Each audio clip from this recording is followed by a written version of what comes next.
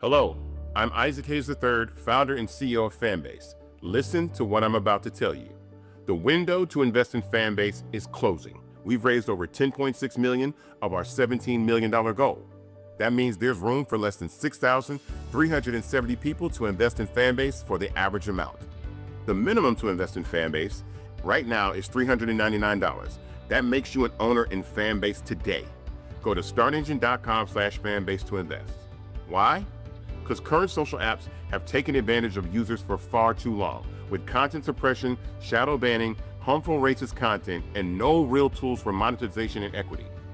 Fanbase has over 1.4 million users and counting, allowing anyone to reach all their following and monetize their content from day one.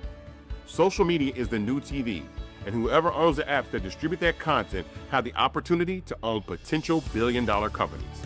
While big platforms with uncertain futures are failing to serve their users, Fanbase is stepping up to fill the gap. Don't wait until it's too late. Invest now, invest for yourself and your future. Go to startengine.com/fanbase and own the next generation of social media.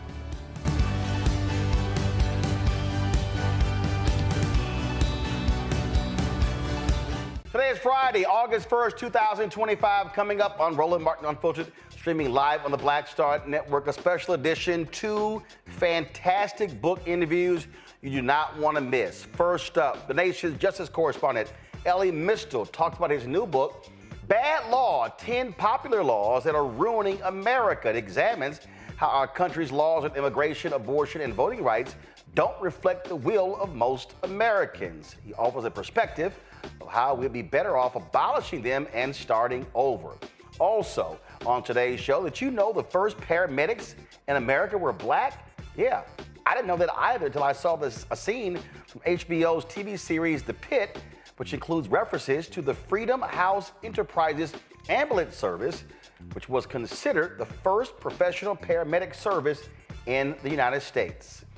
Folks, it's a fantastic book that breaks down this. Author Kevin Hazard wrote American Sirens. Trust me, you don't want to miss that as well. It is time to get our read on. It's time to bring the funk on Roland Martin Unfiltered on the Black Star Network. Let's go. He's got whatever the miss, he's on it.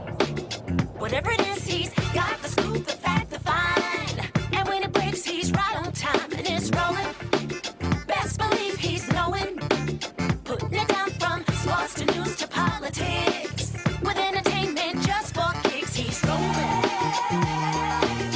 It's on go, roll, roll, y'all. It's Roland Martin, yeah. Rolling with Roland now. He's funky, he's fresh, he's real, the best, you know he's Roland Martin now.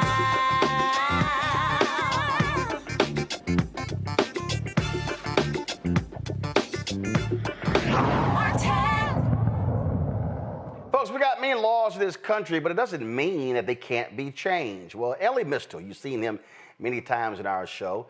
He's the justice correspondent for The Nation. He has a new book called Bad Law, 10 Popular Laws That Are Ruining America. It's a book that you definitely want to check out. And Elie breaks down to me why these laws should be changed and saying, listen, most Americans don't even agree with these laws. And in his latest literary work, he lays out his thoughts on how Trump is blatantly disrespecting the law and so many other issues that we break down. Here's our conversation.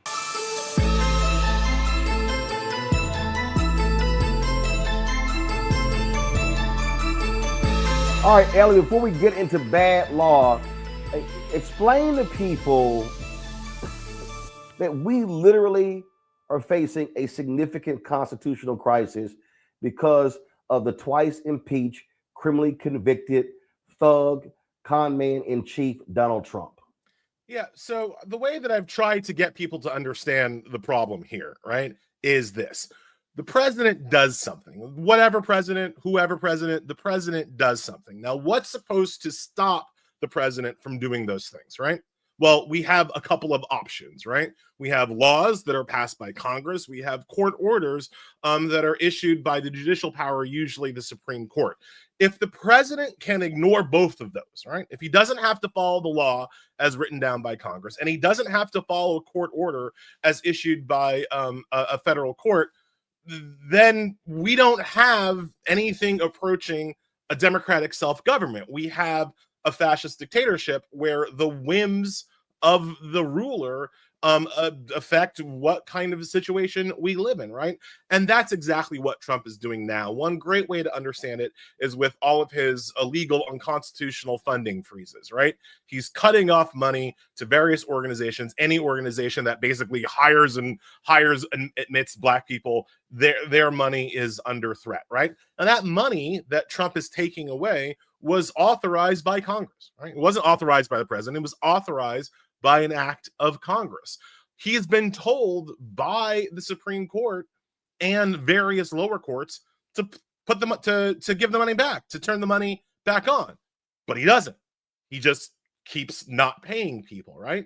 So what do you call that, right? If the president can stop money from going to places that are that Congress has already authorized, that the court has already told him that he has to fund, but he can just not do it, that's called a constitutional crisis. That's a situation where the rule of law has broken down, and now we're at the whims of a warlord, which is what Trump thinks of him. It's just how Trump thinks of himself. And for people who don't understand, there's an enforcement mechanism in the court, and it's called the Department of Justice.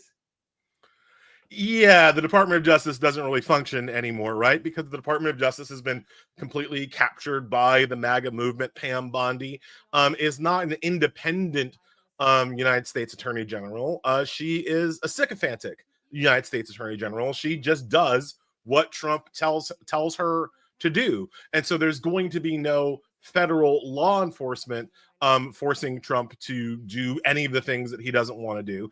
And I keep talking about Trump, but I also want people to understand this isn't just about Trump. This is also about the co-president, Elon Musk, right?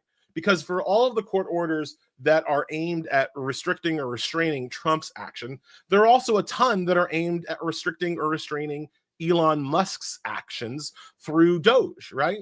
But again, who's supposed to enforce that? Who's going to force Elon Musk to follow a court order?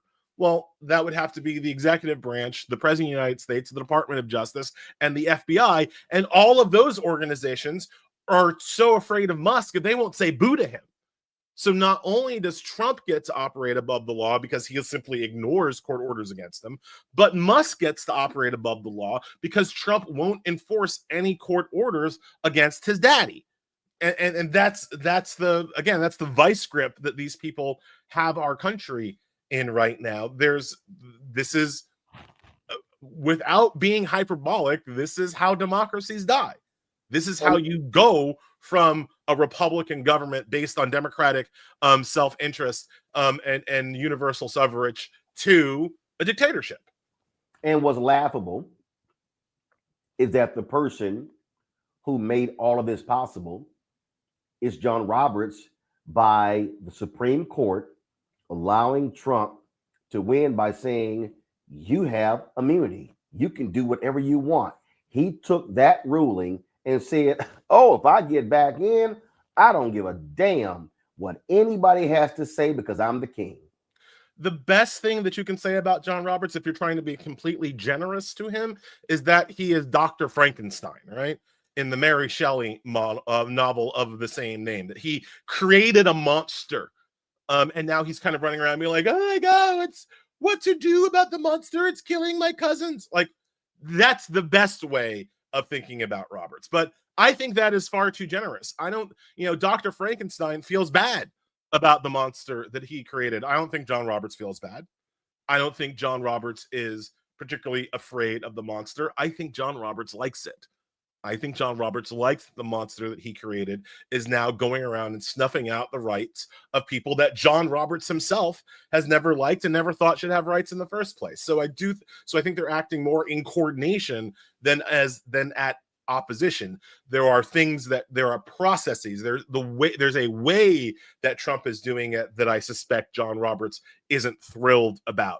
but the outcome, the final actions that Trump is taking, the policies that he is implementing by fiat, I think these are policies that John Roberts generally agrees with, and that is why he created Trump in the first place.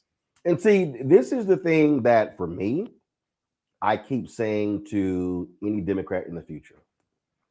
First off, if I'm running for president and I'm a Democrat, I'm going to say, the press is going to say, Governor so-and-so, Senator so-and-so, Congressman so-and-so, Congresswoman so-and-so, are you going to release your test scores, your transcripts? No.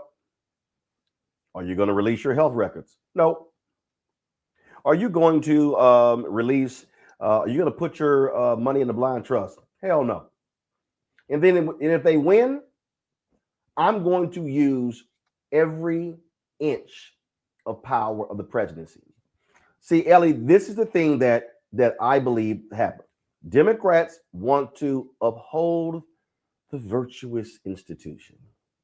Republicans are about power.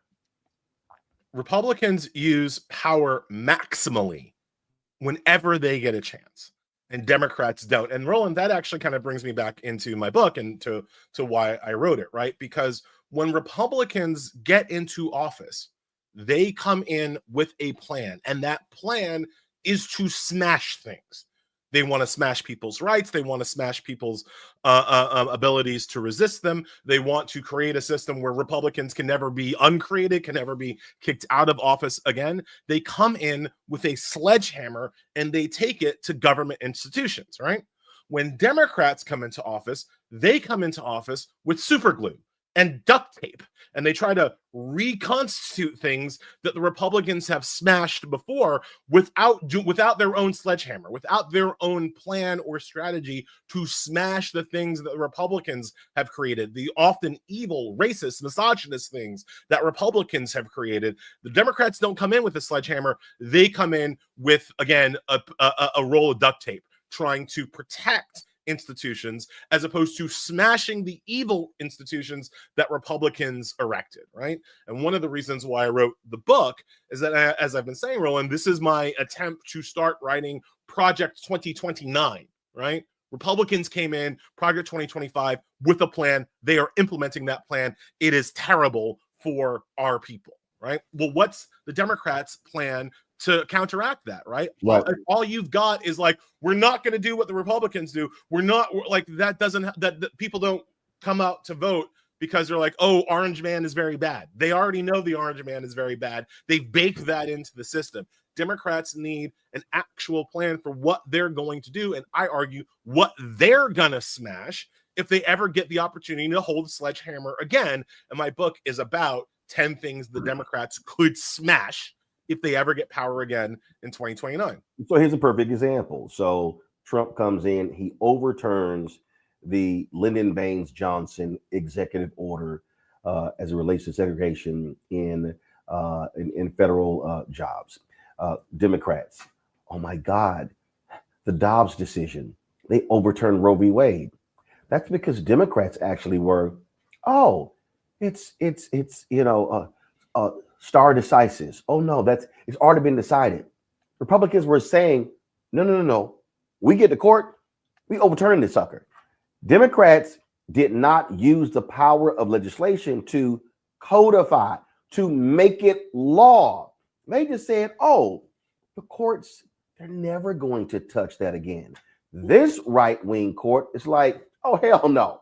We're going to go back and tear down everything. Them accepting the 14th Amendment deal. They are literally saying we're going to exercise power. What you're laying out is, Democrats, if you get power again, damn it, use it. Use it, right? Use it. And it's not, you were talking about the lack of legislative protections for abortion rights under previous Democratic administrations. But you and I have talked about all of the executive actions Biden could have taken even after the Dobbs decision to make sure that abortions were still available and safe and effective in the red states that were banning abortion, right? There was immense federal power that Biden could have used, could have brought to bear to make sure that you could still get an abortion in Texas, because Texas's laws, for instance, banning abortions don't apply to military bases. That's federal law. They don't apply to native reservations. That's federal law. But the Biden administration could have made abortions available on every military base in Texas, regardless of what Greg Abbott and Jonathan Mitchell would have said, and there would have been nothing that Texas could have done about it, because that's a vector of federal power that happens to exist in the state of Texas, right? But Democrats don't play that game. Democrats don't use the power maximally. Actually, look, I have. Here's a line that I use, Ellie. Republicans go, what line? Ain't no line.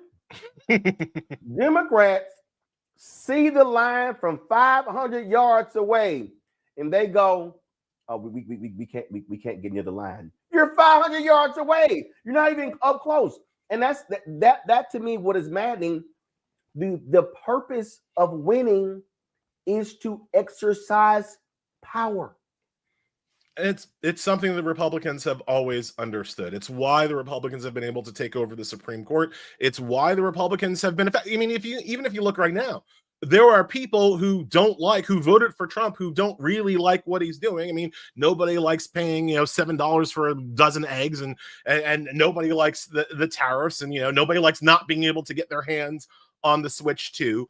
They don't like what Trump is doing, but they still give him credit for doing it. They still say that, well, he's trying to keep his promises. He said he was going to do this, and now he's using all of his power to do what he's promised to do, right?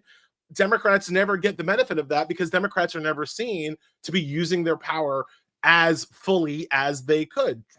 Democrats are I remember in the Biden administration, we had to have entire discussions. I had to write entire articles about the Senate parliamentarian and that functionary in terms of whether or not Biden could get his budget and his agenda passed. Has anybody said Democrats went? Has anybody talked about the Senate parliamentarian in the first 100 days? Actually, they did. You know what they said? We're not going to follow. We're not going to follow him. Democrats actually said, well, the Senate parliamentarian has ruled, so therefore we can't do that. Republicans went, we're going to ignore them. Yep. And they did.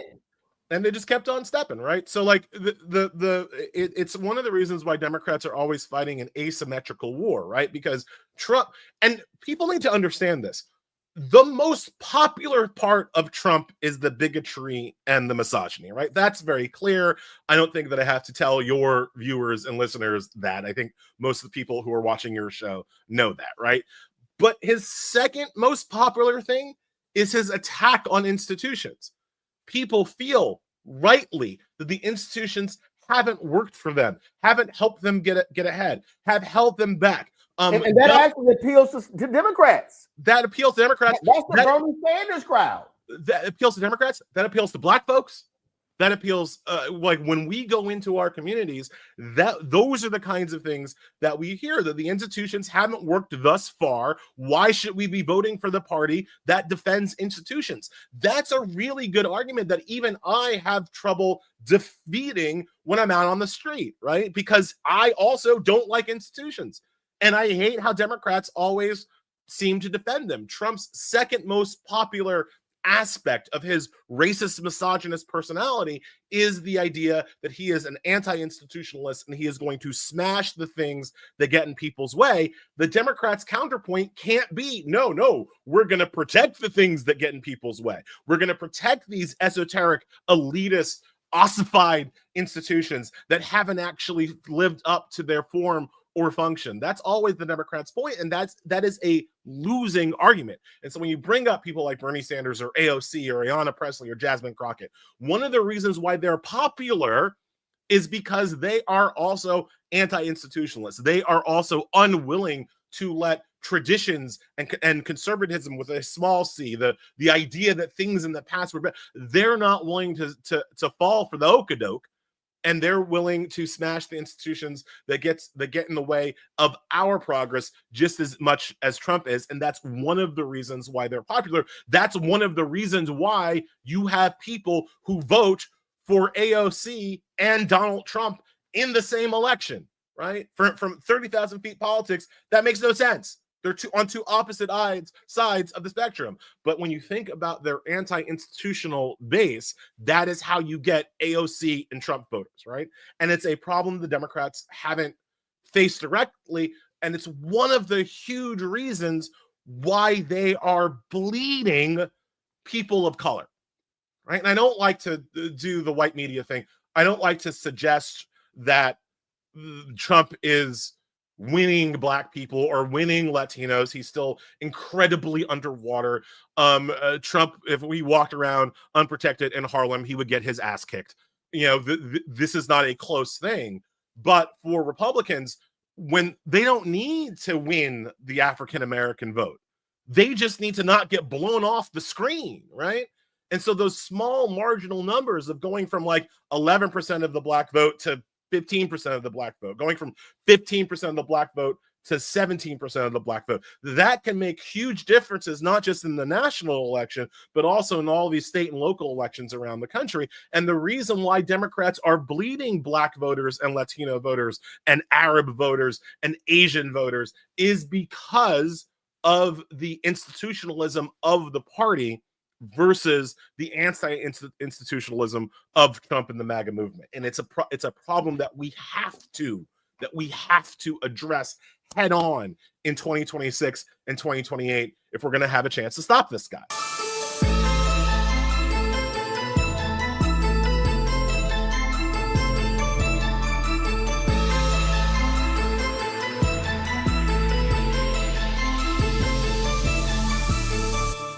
Hello, I'm Isaac Hayes III, founder and CEO of Fanbase. Listen to what I'm about to tell you. The window to invest in Fanbase is closing. We've raised over $10.6 million of our $17 million goal. That means there's room for less than 6,370 people to invest in Fanbase for the average amount. The minimum to invest in Fanbase right now is $399. That makes you an owner in Fanbase today. Go to startengine.com/fanbase to invest. Why? Because current social apps have taken advantage of users for far too long, with content suppression, shadow banning, harmful racist content, and no real tools for monetization and equity. Fanbase has over 1.4 million users and counting, allowing anyone to reach all their following and monetize their content from day one. Social media is the new TV, and whoever owns the apps that distribute that content have the opportunity to own potential billion-dollar companies. While big platforms with uncertain futures are failing to serve their users, Fanbase is stepping up to fill the gap. Don't wait until it's too late. Invest now, invest for yourself and your future. Go to startengine.com/fanbase and own the next generation of social media.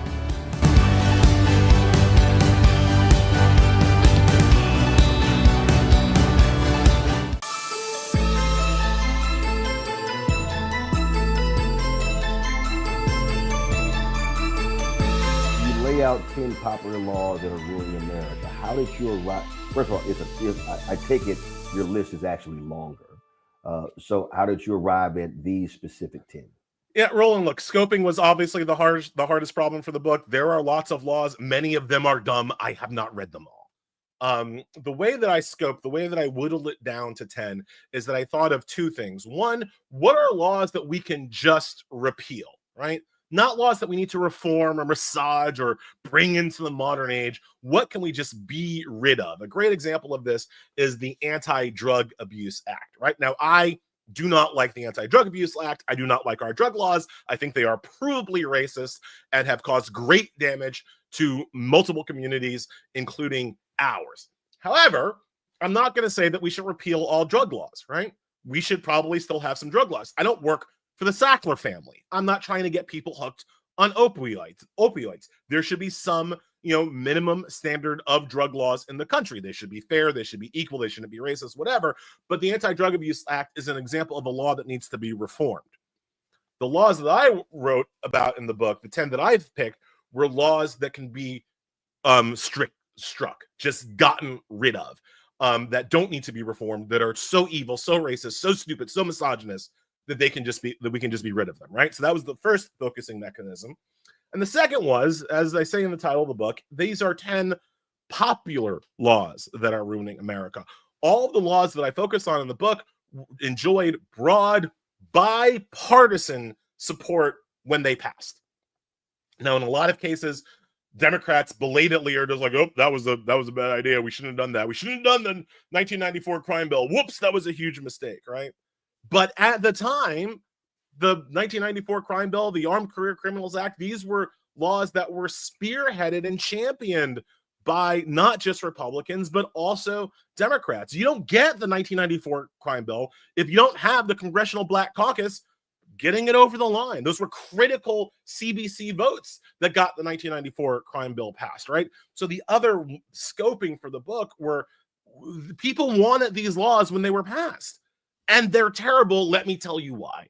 Let me tell you how in real time. I never ask people in the book to just take my word for it. I go and I pull out what the people who wrote or passed the law, what they said the law was intended to do.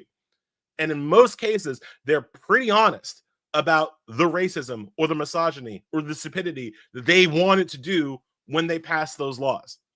And again, in a lot of cases, Democrats have belatedly, come to Jesus and been like, oh, that was a terrible mistake, but the laws still exist. And again, that's the problem with the sledgehammer, right? We pass these terrible laws. We later realize the law was bad, but we don't, when we have the opportunity, take them away. We don't get rid of them. They just linger on so that Republicans, whenever they get an opportunity, can make those laws worse and worse and worse, building on the rotten foundation that these laws laid in the first place.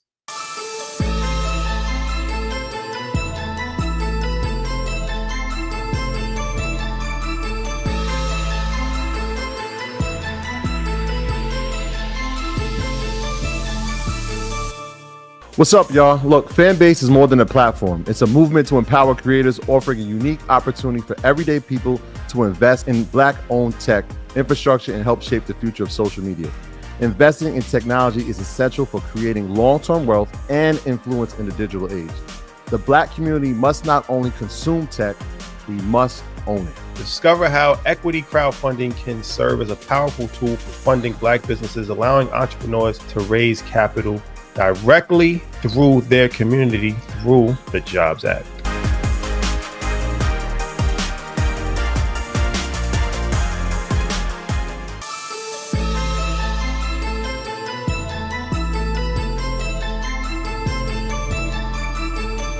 When it comes to, so you talked about the drug laws, and obviously one of the ones that really resonates with us is voting rights. Yeah, so my argument in the book is that every single voter registration law should be repealed, right? And that's different from voter eligibility requirements. I believe that we still need voter eligibility requirements, and I don't want people to at me. I'm not saying that dead people can vote. You're ineligible to vote if you're not alive. I think that's a fair standard. I'm not even saying that non-citizens can vote. I can make an argument that we should allow non-citizens to vote, but that's not the argument I make in the book. I'm like, all right, you want to say the citizenship is a requirement for voting rights? That's fine. Once you meet the eligibility requirements, why should you have to pre-register?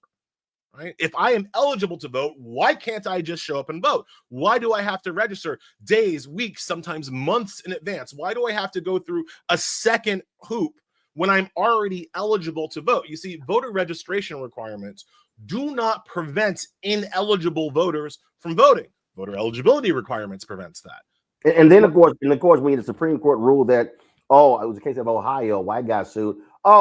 You haven't voted in the last 2 or 3 elections, so yeah, they got to remove you from the polls. Wait, what? Why the hell? Voter purges happen because of voter registration requirements, not voter eligibility requirements, right? People who are eligible to vote, should be allowed to show up and vote for whoever they want, whenever there's an election, they are being prevented from voting because of these ridiculous registration requirements, right? We should get rid of them. And again, not only do you not have to take my word for it, this is not a solution that I am the only person that has come up with. Every other major democracy on this earth either has automatic registration, mandatory registration, or same-day registration. Every other democracy collapses the friction between being eligible to vote and being registered to vote. But they don't have that distinction. We are the only one that has this two-step process. First, be eligible, then prove registration, usually weeks or months in advance before you're actually allowed to vote. It's stupid, right? We have one state in this country that doesn't have voter registration requirements. North Dakota. There are a lot of voter fraud or voter fraud stories coming out of North Dakota. Yeah. Is North Dakota even a blue state? I mean, people always are attacking me saying like, oh, I'm just trying to make it easier for Democrats to win. Not necessarily. North Dakota is not a blue state, and it has no registration requirements. The reason why North Dakota has no registration requirements is because North Dakota has, relatively speaking, a large Native American population, and they want to make it easier for the Native people to vote. And the way to make it easier for Native people to vote is to not have a registration requirement. You have an eligibility requirement. You show up. Hey, I'm eligible to vote. Great. You vote. Boom. Simple. Democratic.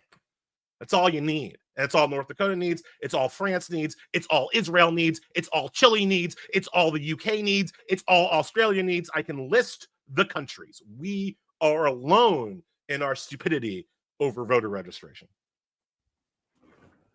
And again, when you have the mansions of the world who, they love and they praise John Lewis and Christian cinema, but then they prevent the John Lewis, voter law from actually being passed. And then Democrats privately agreed to a mansions deal. Oh, let's go forward with voter ID, things along those lines, undercutting all of the progressive legal arguments. Right. The Democrats, again, when they come into office, they don't do the things necessary to expand voting rights. The best you can hope for Democrats is that they will try to prevent the further restriction of voting rights. But it's hard to get people to vote for we're stopping the further right? Or even in blue states. I mean, look, you're there in New York State. New York State for a very long time had some of the worst voting laws in America. They were worse than a lot of red states. Still does. In my chapter on voter registration, I focus on New York's laws, not Texas, not Florida, not one of these red states. New York still has some of the worst voting laws in the country. Why? Because having voter restrictions, having voter suppression helps the establishment, right? In New York. So why? Go ahead. I'm sorry. In New York, the way that it really works is that it makes it very hard to vote in New York if you are a renter, which, a city, when you think about New York City, a city with 8 million people, most of them renters. A lot of renters. What that does is that it decreases the power of New York City vis-a-vis the rest of the state. In fairness, the first massive voter registration law in the country was passed in New York in the 1870s. Why? Because New York was getting a lot of immigrants from Europe, was getting a lot of former freed slaves migrating up from the South, and they decided that they didn't want to have all those people who were going to be eligible to vote. They didn't want to have all those people able to vote, so they added a voter registration requirement. But critically, that voter registration requirement in New York State only applied to New York City.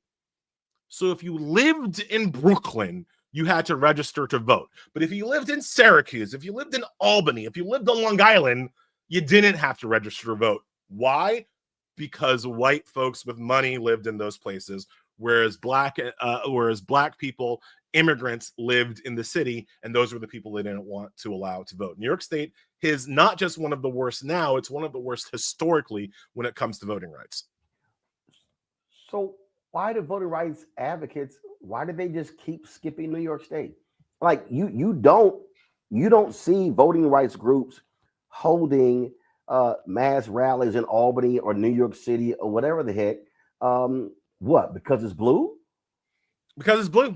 I mean, that's the only answer that I've got. Because it's blue. Because they think that they've got bigger fish to fry. And if you make it easier for people to register vote, and vote in states like North Carolina and states like Mississippi, obviously in states like Georgia, you can flip those states. You can turn those states from red to blue because, as we know, Texas, and the line about Texas is always, Texas is not a red state, it's a non-voting state.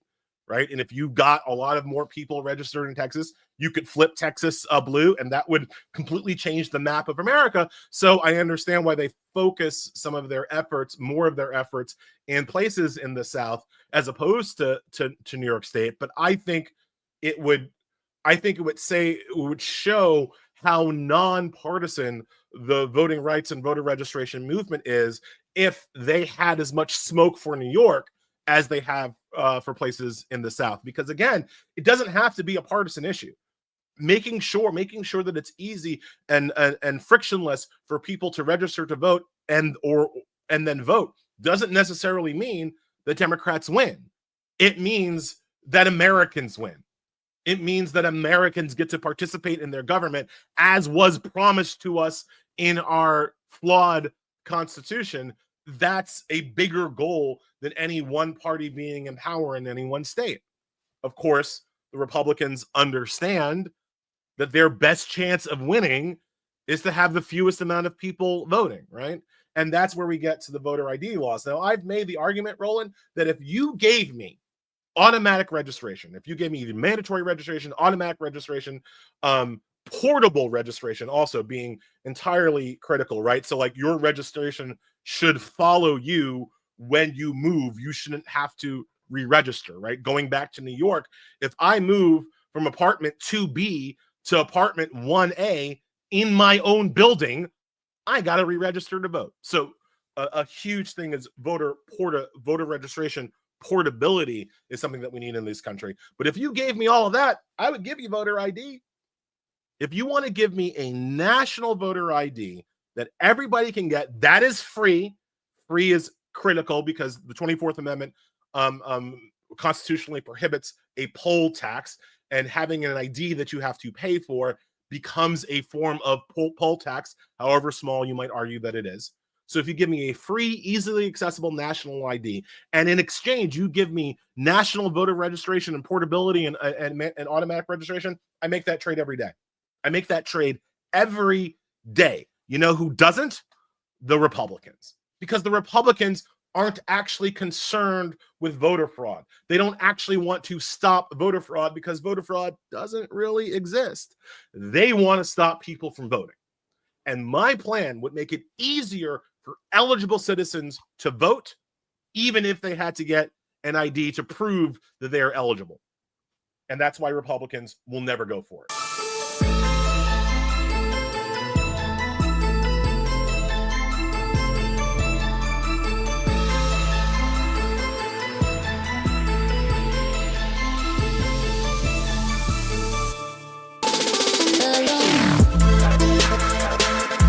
Hey y'all, welcome to The Other Side of Change, only on the Black Star Network and hosted by myself, Rhea Baker, and my good sis, Jamira Burley. We are just two millennial women tackling everything at the intersection of politics, gender, and pop culture. And we don't just settle for commentary. This is about solution-driven dialogue to get us to the world as it could be and not just as it is. Watch us on the Black Star Network, so tune in to The Other Side of Change.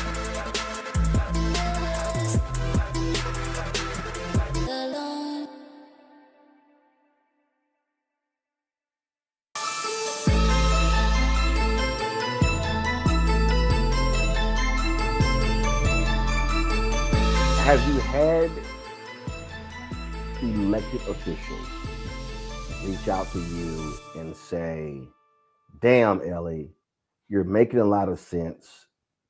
We're going to take up this cause? Man, I don't punch that far above my weight. No, man. Look. You're on television, you're on radio, you do podcasts, all these different things. You've been laying these things out, and are they listening? I mean, are they literally?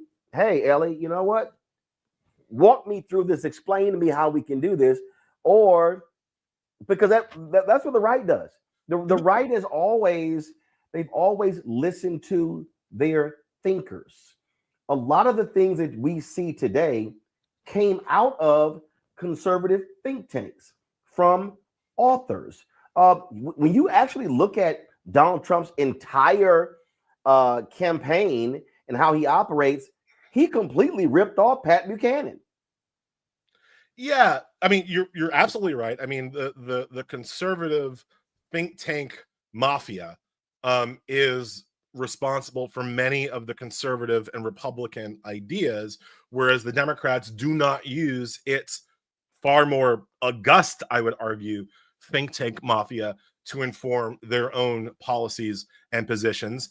And there are a couple of reasons for that, right? Number one, Democrats do not accept that they are the party that they are, right? The Democrats want to be at the establishment levels, they want to be the white working class party. They're still waiting for Reagan voters to come back home to the Democratic Party. Now, you and I know that that ain't never going to happen, but many Democratic officials, many people in power still believe that there is a unwashed mass of white working class people who are just about to vote for Democrats. And so in that, if you believe that, listening to a black guy like me doesn't seem to be in your best interest, because I'm not the guy that you want to send to, Huntington, West Virginia, to convince some coal miners to vote for the Democratic Party. Even though the ideas that I have would help coal miners in West Virginia, I'm not the messenger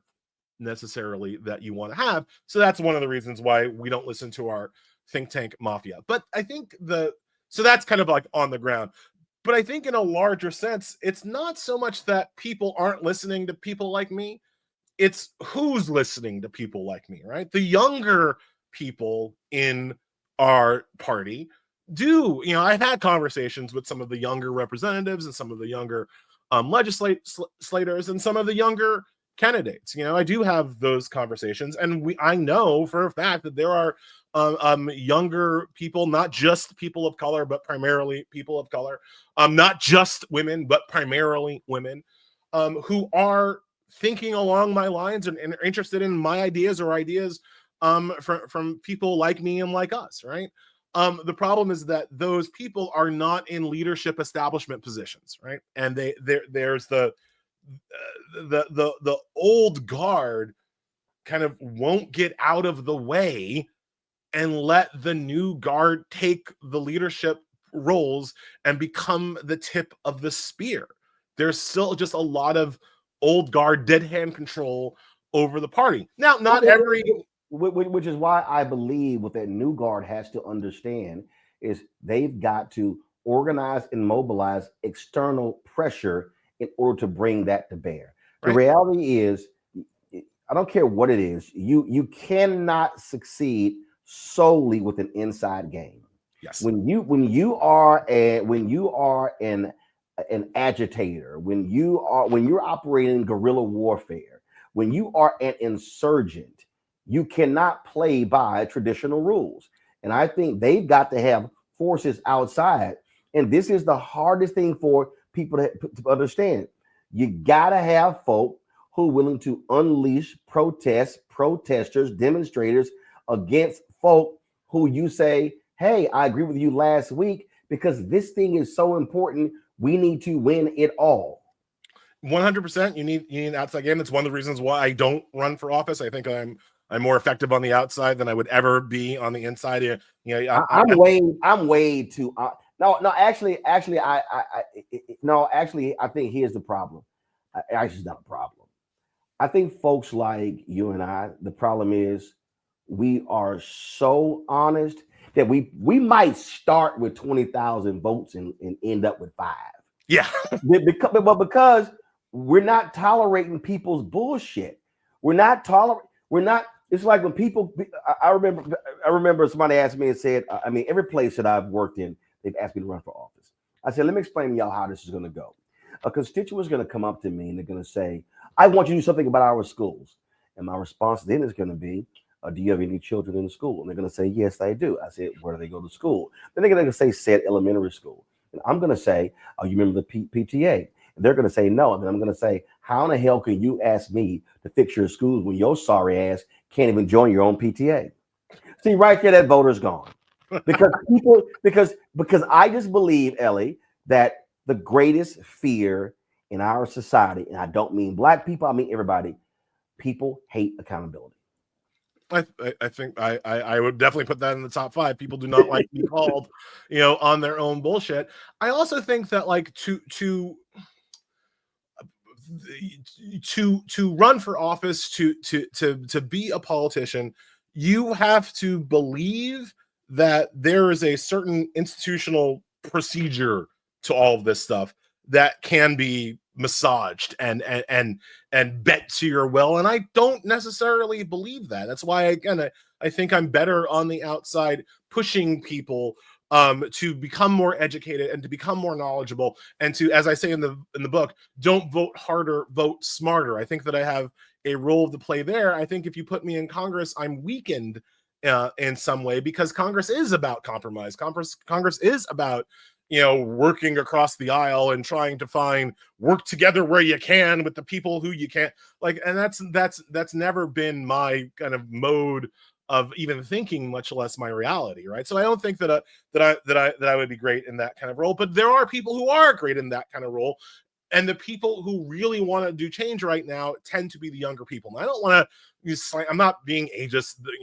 Hank Johnson is one of, I think the best congressmen that we have. And I've had the opportunity to talk to him quite a few times about some of my ideas. I think he's a great guy. So I don't want to be just ageist about this whole thing. But there is a sense that there is an old guard that is squelching the progress and the uprising from the younger parts of the Democratic Party. And it's something that we need to figure out now, right? Not 4 years from now, not 8 years from now, not just when these people finally die. We need to figure that out now.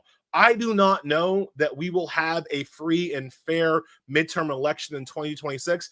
I do not know that we will have a free and fair presidential election in 2028. But I am certain we will have a free and fair Democratic primary. And it is in that free and fair Democratic primary where the new generation and the people who are sick, who are sick of this government, need to make their voices heard. Democrats in 2026 who are insufficiently committed to fighting fascism need to get got in that 2026 primary. If you take out some, you can start to change the entire party. I always tell people, and I know you do this too, Roland, the Tea Party, which is what became the MAGA party. They announced themselves to the world, not by beating a Democrat, not by beating Barack Obama, who was curb stomping them in any kind of public polling. They announced themselves to the world by beating a Republican, Eric Cantor in Northern Virginia, right? A conservative, but moderate conservative, up and coming rising star in the Republican leadership. The Tea Party took his ass out in a primary in Northern Virginia. He was shocked and stunned. He thought he was coasting, and the guy who beat him had no money.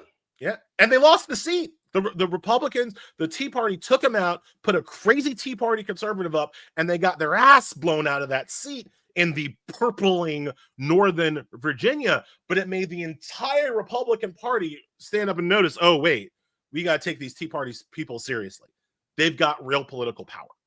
And that is what the young, up-and-coming part of the Democratic Party needs to do in 2026. We got to take out some of these old heads, some of these establishment figures, some of these people who are insufficiently committed to fighting fascism. And even if you lose a seat in a general, taking them out in the primary is what starts to make the rest of the Democratic Party take you seriously and realize that they have to play ball with your issues and along your lines of thinking, or else they'll be the next person to lose a primary. We got to not be so concerned about electability in November and take our primaries in June and July and August incredibly seriously in 2026. So I take it what David Hogue is doing, does it freak you out and make you mad the way it is doing others? No, of course not. That's what we need. And we need to let these young people lead. I've said before, like, I'm Gen X. I'm what the white people would call Gen X, right?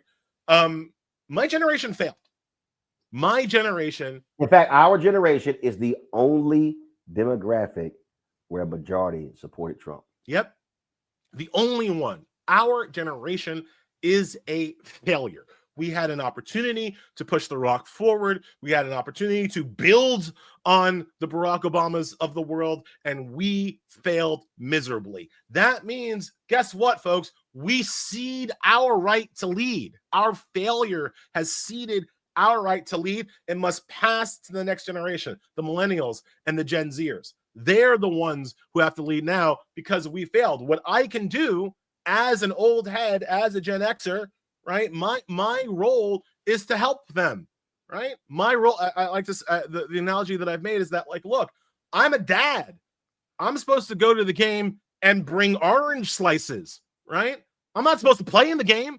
I'm not supposed to score the goal. I'm not supposed to dunk the ball. I'm supposed to bring orange slices. I'm supposed to take the kids out for pizza after the game, right? And if they want to, while we're having pizza, if they want to ask me a question or access my knowledge, I'm happy to share. I'm happy to lend them my expertise in the ways that they think it's helpful, but I'm not the leader anymore. I'm too old. And again, statistically speaking, I've already failed. So it's got to be on them. And all I'm supposed to do is help, right? Because I've got things that they don't have. And I'm not just talking about experience. I got things they don't have, like disposable freaking income, right? Not a lot. I wish I had more, but I got a lot more than a lot of these young kids, right?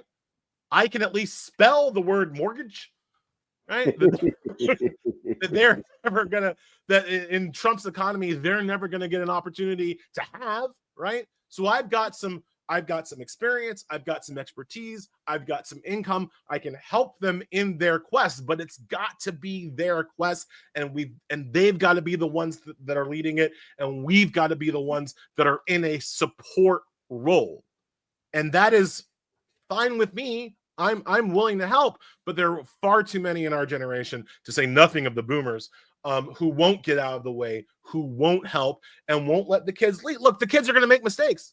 They're young. That's part of growing up, right? They're going to make mistakes. They're going to say things maybe they shouldn't have said. They're going to do things maybe in a way that won't work, but sometimes it will work.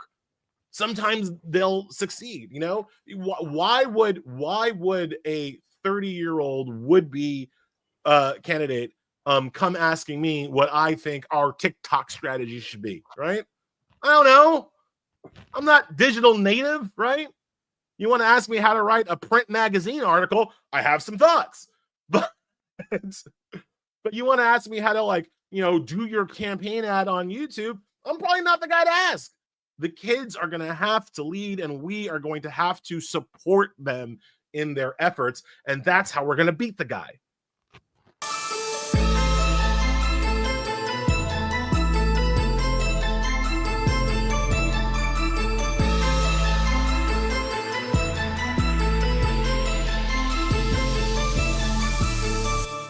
Hatred on the streets, a horrific scene, a white nationalist rally that descended into deadly violence. White people are losing their damn minds. As an angry pro-Trump mob storms the U.S. Capitol, We're about to see the rise of what I call white minority resistance. We have seen white folks in this country who simply cannot tolerate black folks voting. I think what we're seeing is the inevitable result of violent denial. This is part of American history. Every time that people of color have made progress, whether real or symbolic, there has been what Carol Anderson at Emory University calls white rage as a backlash. This is the rise of the Proud Boys and the Boogaloo Boys. America, there's going to be more of this. Here's all the Proud Boys, guys. This country is getting increasingly racist in its behaviors and its attitudes because of the fear of white people. The fear that they're taking our jobs, they're taking our resources, they're taking our women. This is white fear.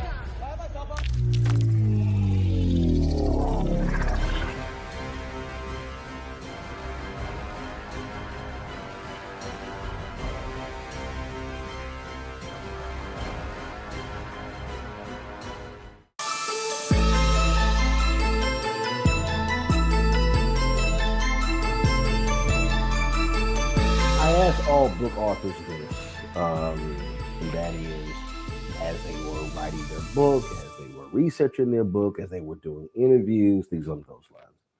What was their wow moment? So for you, as you were putting together Bad Law? What was a wild moment? Was there something that you heard, you saw that made you even go, damn, wow, that's crazy?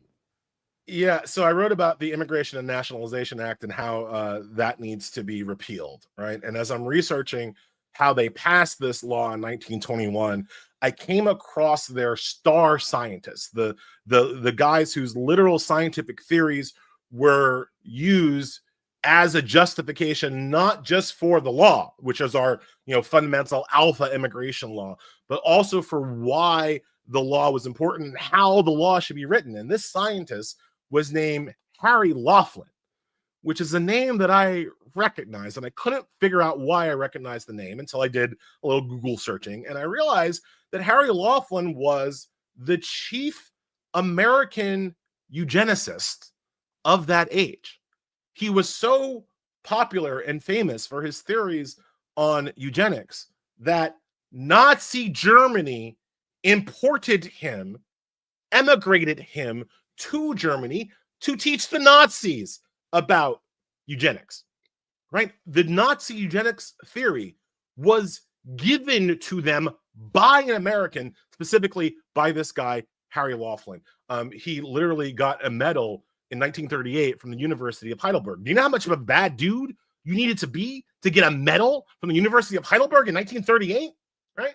You're not a good guy. And this is the guy who in 1921 was key to writing our immigration laws, so that literally the congressman now talking to Dr. Laughlin and praising his work on eugenics says that the reason why we need the 1921 Immigration and Nationality Act is to stop the mongrelization of the white race by the inferior races. And that sounds very similar to they're poisoning our blood. Yep. Didn't Trump say that? It's a one-to-one, it's a linear comparison, it's a linear link, right? And so yeah, that was a wow moment for me when I look, I knew the immigration laws were racist, but that you've literally got Nazi eugenics theory laced into the American immigration system. That was wow. And after I took a shower because it was so gross to like read his science and read his theories, I was like, people should know this. People need to know where these laws come from. Well, it's sort of like in Virginia, when Terry McAuliffe was the governor, and when he was talking about the felony disenfranchisement laws, and the story came out where a state representative or state senator literally said on the floor, "This is to keep the darkies from voting," or he may have said, "This is to keep the niggers from voting." And what I tell people is, people today are defending laws, and then when people say, "Oh, those things are so old, you shouldn't bring those up," no, that's when you say, no, let's go to the root. What was the root cause of this law? What were they talking about then? And it is always important, and that's also why I tell people you can't ignore even Supreme Court dissents, because when you look at Alito today, Justice Sam Alito and Clarence Thomas does the exact same thing. They are referencing dissents as well as majority opinions from the 1800s. Yeah, and they are referencing people. They're referencing, frankly, white supremacists. The thing that I do consistently in the book is that I don't ask people to take my word for it. I show them what the people who passed the laws said in real time about why they wanted the law to be passed. There you go. Because so often these people were honest. Actually, they told you directly they wanted to pass the law. Yeah, because it was fine. Because then, remember at that time, it was all we everybody was clear. I don't like y'all. I'm racist. Hey, we're good. It's only today where, right? Don't. And people act like these statements that they made don't matter. And all I'm trying to show people is that, well, if this is what they want, this is what they said they wanted to do.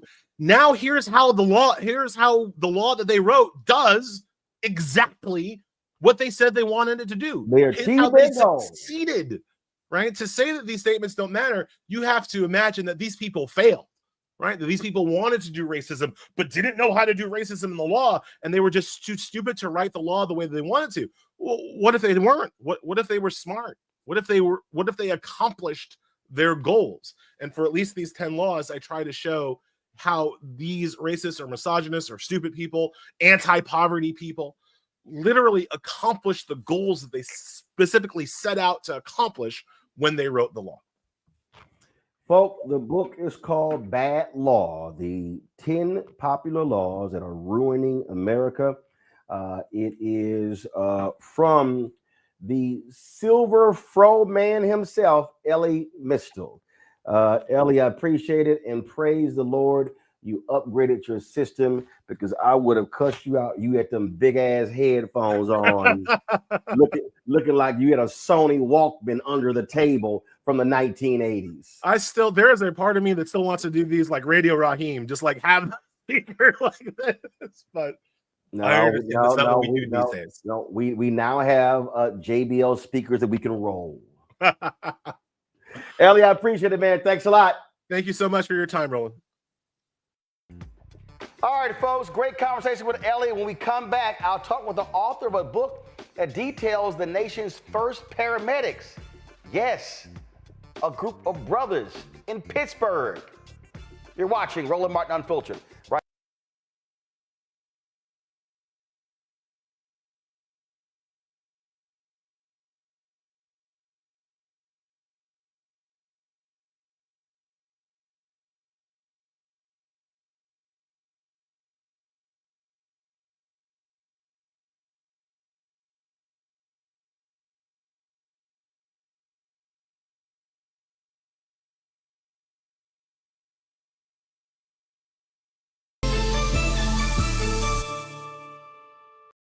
What's up, y'all? Look, Fanbase is more than a platform. It's a movement to empower creators, offering a unique opportunity for everyday people to invest in Black-owned tech, infrastructure, and help shape the future of social media. Investing in technology is essential for creating long-term wealth and influence in the digital age.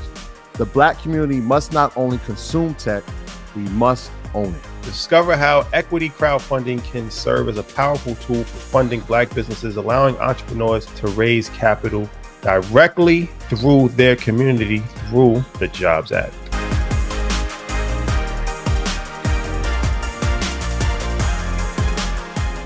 Folks, Black Star Network is here. Oh, no punches! I'm real revolutionary right now. Support this man, Black Media. He makes sure that our stories are told. Thank you for being the voice of Black America, Roland. Stay Black. I love y'all. All momentum we have now. We have to keep this going. The video looks phenomenal. See, there's a difference between Black Star Network and Black-owned media and something like CNN. You can't be Black-owned media and be scared. It's time to be smart. Bring your eyeballs home. You dig?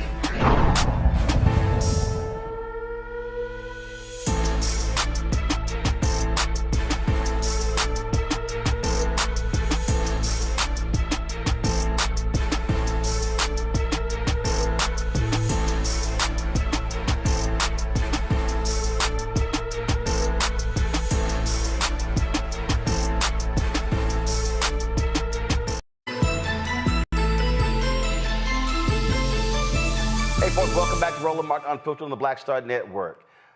I didn't know this, and y'all know how I love history, but the first paramedics in the United States, African American, yes, founded in 1967 in Pittsburgh, the predominantly Black Hill District there in Pittsburgh. Kevin Hazard has a new book called American Sirens, and he lays out how this started and pays tribute to these unsung heroes and the challenges that they face, including systemic racism and institutional adversity. Kevin, there's so many stories. I mean, my God, we could just go on and on and on of amazing things African Americans have done that have not gotten credit, that people don't mention. And this historical reality that the first paramedics were Black, a lot of people had never heard of this until that excerpt from the Max series, The Pit, talked about it. This is just unbelievable. When did you first find out about this incredible story? Summer of 2018. I'd spent a decade as a paramedic in Atlanta, and I wrote a memoir about that experience. And someone who read it reached out to me and said, "Hey, I read your book. Have you ever heard this other story? Do you know how it all began?" And I had not. So I started researching Freedom House, because those are two words that I had never heard before. And I didn't know what it was. And immediately what I realized was that Freedom House was where all of this began. So, like I said, I spent a decade as a paramedic. It was a formative 10 years of my life. And I thought I understood the history. I thought I understood the science and the culture of it. Beginning to research this, I realized I didn't. And then even more so, I realized nobody did, that there was no definitive account of how in 1966, a doctor looked around and said, my God, there are thousands of people dying for lack of a very simple but advanced new branch of emergency medicine. And if nobody else is going to create it, I'm going to create it. And then, to top that off, he can't get anybody to fund it. He certainly can't get anybody to join it.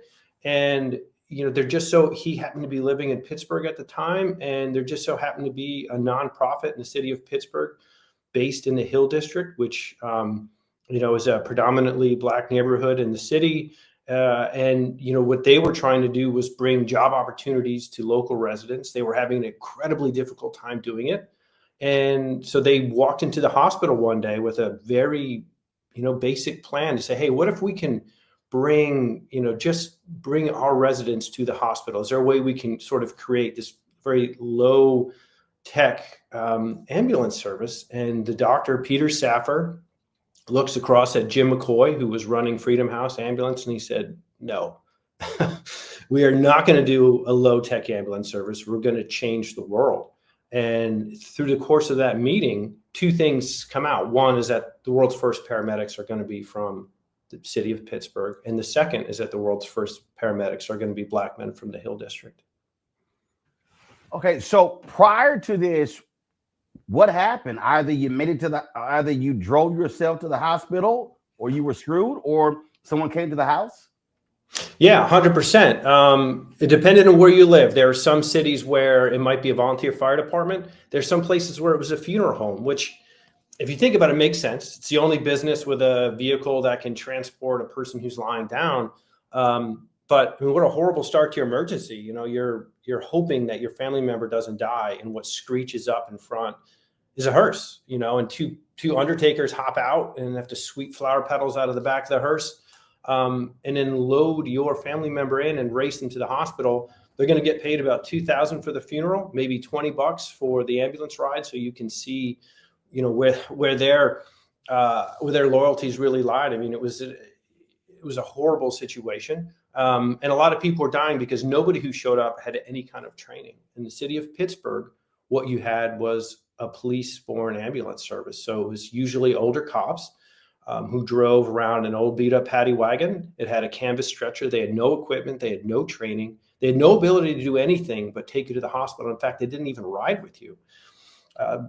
But you got a ride, depending on who you were.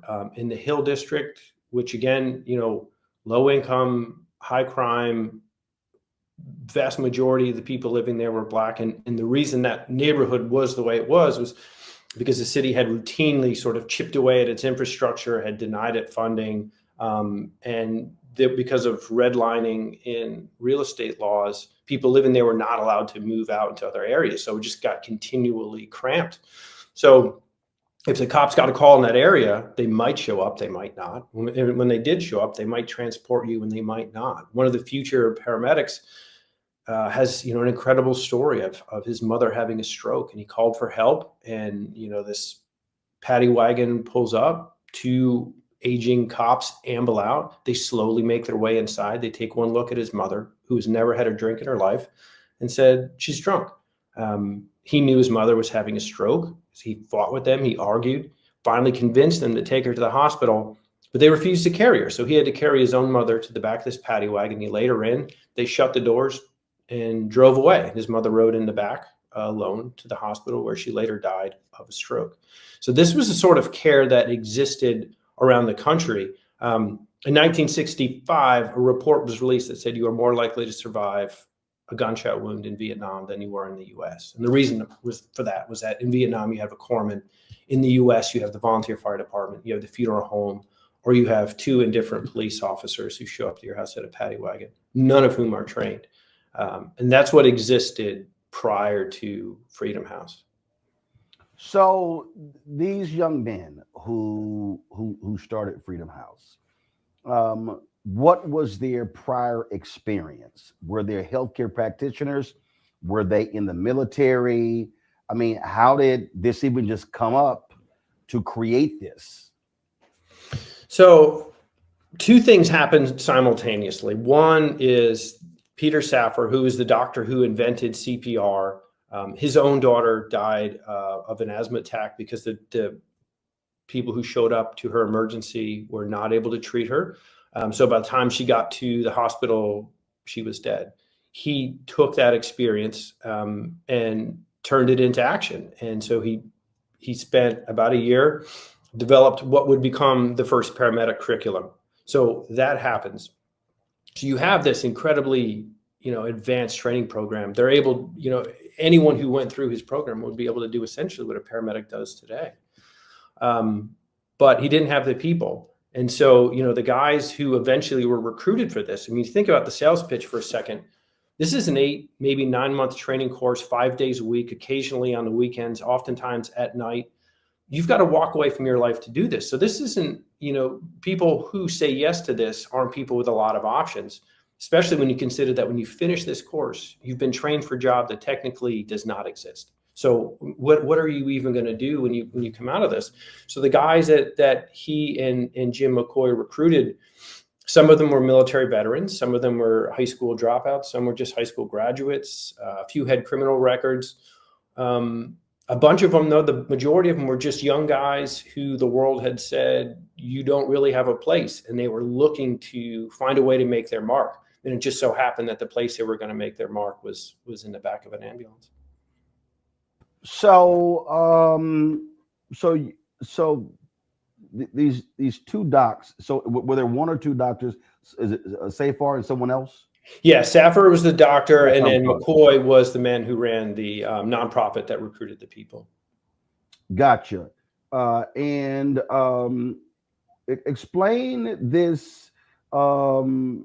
Explain this situation with this former governor of Pennsylvania. Yeah, and the former mayor of Pittsburgh, because it's just interesting how all of these different things intersect that leads to this incredible story. So, as is the case today, first responders are the last ones to get any sort of government funding. So, when Safar comes up with this idea, his daughter died in 1966, in June of 1966. And so he immediately begins designing this idea for a paramedic force. Nobody in the city wants to pay for it. They don't think they need it. They don't think they want to pay for it. It's not something that anybody has any interest in. So jump forward to November of that year, is a tightly contested gubernatorial race in the state of Pennsylvania. In the run up to the final days of the election, a huge Democratic rally is planned for downtown. The keynote speaker is going to be a former mayor of Pittsburgh, former governor of Pennsylvania by the name of David Lawrence. He gets in front of the crowd. He gets about 2 words into his speech and he topples over with a heart attack, drops to the floor, not breathing, no heartbeat. So panic breaks out among the crowd and somebody in the room calls for help. Now, there happened to be a nurse in the room named Karen McGuire, and she runs forward. She pushes people out of the way. She checks for a pulse, doesn't find him. Checks for breathing. He's not breathing. And she begins CPR. So as this guy hits the ground, he has advanced care immediately taking place at his side, which is the best case scenario. Within a few minutes, the police-borne ambulance service arrives. And again, it's 2 cops. They have a canvas stretcher. They had a bottle of oxygen that was either empty or broken. Accounts differ, but either way, it was completely useless. They push Nurse McGuire out of the way. So they immediately stop care. They pick up Lawrence, who was a large man. They pick him up. They put him on the canvas stretcher, and they start struggling through the crowd to get him out of there. Karen sees this and realizes these guys aren't going to do anything. So she runs to keep up with them. She catches him outside, sees them putting him in the back of this paddy wagon alone. So she jumps in at the last second, tries to resume CPR, but they're speeding through the streets. So she's just thrown around in the back of this truck. It's nothing done. A few minutes later, they pull up to the hospital, and who's the doctor there to meet them but Peter Safar, the guy who invented CPR and the guy who has been harassing the city for months to start a paramedic corps. He meets David Lawrence, who is the city's most famous citizen, and he sees that he is dead, despite the fact that the moment he needed care, he had it. When the city's version of care arrived, he lost it. And because of that, he was brain dead when he arrived at the hospital. This provides the catalyst that gets the city to finally say yes. It's so often the case. It doesn't matter that a child died of an asthma attack. It doesn't matter that Mitch Brown's mother died of a stroke because the cops refused to help her.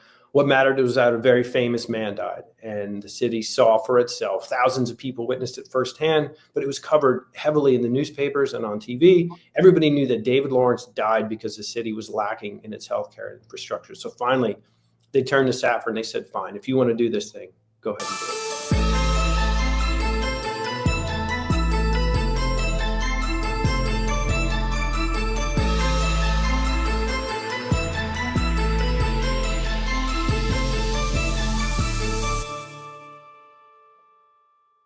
Hello, I'm Isaac Hayes III, founder and CEO of Fanbase. Listen to what I'm about to tell you. The window to invest in Fanbase is closing. We've raised over $10.6 million of our $17 million goal. That means there's room for less than 6,370 people to invest in Fanbase for the average amount. The minimum to invest in Fanbase right now is $399. That makes you an owner in Fanbase today.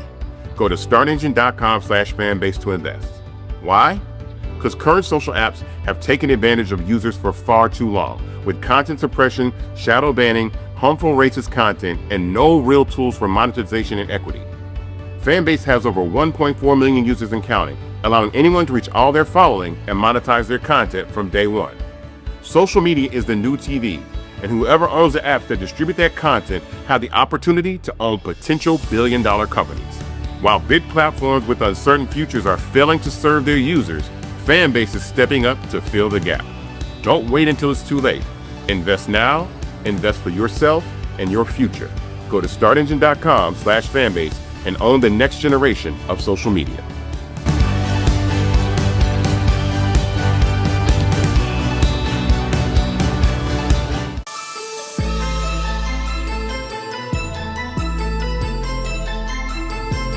There were no paramedics anywhere else in the country, right?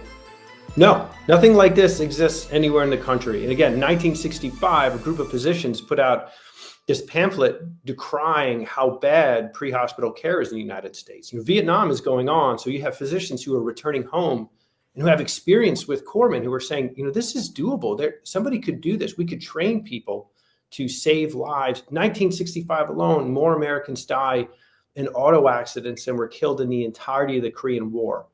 This is avoidable traumatic deaths is an epidemic in the mid-1960s in America. So people wanted change, but it wasn't happening. And, here is Peter Safar, this incredibly driven, incredibly bright guy who, is living off of a horrible bit of tragedy and is helped along by a very public and preventable death. So what's interesting here is that, we hear a lot about, the war on poverty. This is one of the great success stories of the war on poverty. And if you listen to conservatives, you think that the war on poverty was a total abject failure. No. This is, you're right. I mean, this is the perfect example of, a program that was set up. It had private funding, it had public funding, and it was set up specifically in a neighborhood that, so in the early 1950s, U.S. government is worried about the state of inner city America because, there's a lot of crumbling infrastructure, there's people moving out, and they're afraid that this is going to be a hotbed for communist infiltration. And so they come up with the urban renewal program, which is if you fix your blighted areas and you put in highways and hospitals and theaters and universities, we'll help you pay for that. So cities begin tearing down neighborhoods. And of course, what are you going to tear down? You're going to tear down the lowest income. You're going to tear down, the poorest area, the most beaten up area, the area with no ability to say, hey, hold on, what about us? So in the city of Pittsburgh, that was the Hill District, which up until that point, had been known as the Harlem of the Midwest. It was a neighborhood known for its famous jazz clubs. Lena Horne, Louis Armstrong routinely went there. It had 2 Negro League baseball teams. Satchel Paige was a pitcher on one of these. It had the nation's largest Black-owned newspaper, the Pittsburgh Courier, very famous newspaper. It covered all the, the early civil rights stuff that Thurgood Marshall was involved in. It was a well-known historic area, and then the city decides, well, we want to build a highway and we want to build a civic center, and so they tear down 2/3 of the neighborhood. And again, because Black residents were not allowed to buy houses in white neighborhoods, the people living there were stuck. So overnight, thousands, tens of thousands of people are disenfranchised. So they're all just pushed into the remaining 1/3 of that neighborhood. So immediately by the early to mid 1960s, jobs are down, income's down, hope is down, which of course means that crime and drugs go up. And that's what the Hill District was facing when James McCoy, who was a civil rights activist, started Freedom House. He was trying to find a jobs program for people he knew were worth more than the outside world thought of them as. And but what was crazy though is Freedom House wasn't doing medical services. I love what you say here. It says Freedom House was the brainchild of McCoy. Let me go ahead and say, as you write, a Houston native. Brainchild of McCoy, a civil rights activist with a long-term goal of fostering Black-owned businesses. In the meantime, to build capital as the organization got on its feet, Freedom House was selling produce in the street from the back of a truck. And it was this truck that grabbed Hallen's attention. If you could move produce, then you could probably also move people. At least that's how Hallen saw it. Oh, they're moving produce. They can move people. That is crazy. It's nuts. It's nuts. So Phil Hallen, he runs this nonprofit funder. So they're just a philanthropy that's focused specifically on medicine and areas where the healthcare system has been depleted through racism. Hallen had a history with EMS. He had a job when he was getting his PhD. He was working at a hospital. He would carry severed limbs from the OR down to the incinerator. He worked part-time on an ambulance. So he had some sense of what it was. He moves to Pittsburgh and he knows that the EMS service in the U.S. is bad. And he sees it's particularly bad in Pittsburgh, especially bad in the Hill. And so he's looking for a way to fix this. And like you said, he's reading the newspaper one day and he sees an article about Freedom House delivering produce around its neighborhood. August Wilson, he wrote that play Jitney based on, a group of people who couldn't get a cab. And so had this sort of makeshift cab system. They couldn't get any sort of help in the city. And Phil Hallen knew this. And of course, Jim McCoy knew this. And that's why McCoy had set up the produce thing. And so Hallen sees it and says, well, man, if you can move a tomato, you can move a person. Let's figure out a way to do this. And that's what brings the two of them to Presbyterian University Hospital, where they meet Peter Saffer, who's trying desperately to get an ambulance system off the ground, but doesn't have any people willing to take that risk. Right. So Hallen wants to do this here, but McCoy is looking for job opportunities for African Americans, and then those two forces merge. So this was a jobs program. I guess if Phil Hallen had some other kind of idea, that's what this would have turned out into. But so this didn't start off as from a McCoy. Well, hey, let's create this healthcare deal. It started off as a jobs opportunity, and then those two combined forces, and then that's what we get. 100%. McCoy, he looked at this much more than nobody knew. The word paramedic didn't exist, so nobody understood sort of Saffer's genius. McCoy was saying, hey, if we start an ambulance service, we're going to have trucks, which means you're going to need drivers, which means you're going to need mechanics. There's probably going to be some sort of dispatch system. So we're going to have to hire dispatchers. In his mind, he's hearing jobs. He's hearing, mechanic jobs. He's hearing driver jobs, dispatcher jobs, careers. What he had been offered before this came along was housekeeper, gardener. Those aren't careers. Those are things that you're stuck into. He wanted a way to elevate the people in his neighborhood. The newspapers referred to people in the Hill as unemployables, which that means you don't have a job. That means you are not capable of gaining and holding a job. He didn't believe that. Nobody in the neighborhood believed that. And so they were looking for the opportunity. McCoy 100% sees this as a way to employ a lot of people. So what was interesting to me is that this didn't start in white Pittsburgh. Yeah. That it start. I mean, that's still what strikes me. And so was Haaland specifically looking at this as an opportunity to provide jobs for African Americans, or was that just happenstance? No, the jobs very specifically were for African Americans. What everybody assumed. So Haaland's like, yo, we need this service. Yep. We need this service. And here's an opportunity to provide some jobs and economic opportunities for African Americans. Let's go. 100%. That's what they thought. But the presumption was like, this is going to be self-evident. You know, the moment somebody sees your emergency responded to by a trained professional who can save your life on the spot, who doesn't have to wait until you get there to the hospital, that the whole world was going to embrace this, which is what happened in every city in America, except for the one where it started. And the only difference is, of course, the one where it started, it was, staffed entirely by young black men as opposed to young white men, which is how it was in other areas. So they thought, go ahead.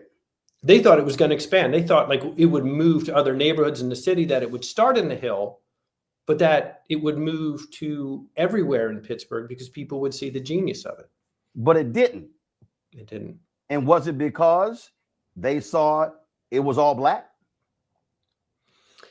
They will tell you, if you listen to some of the early meetings, the pushback was supposedly, well, we don't know if this works. We don't know if we can pay for this. We don't know if technically this is even legal to provide medicine outside of the hospital.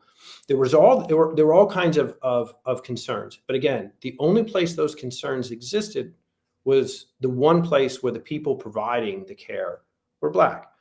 So they start in the Hill, and the one neighborhood that they expand to is downtown. Downtown has people of all stripes.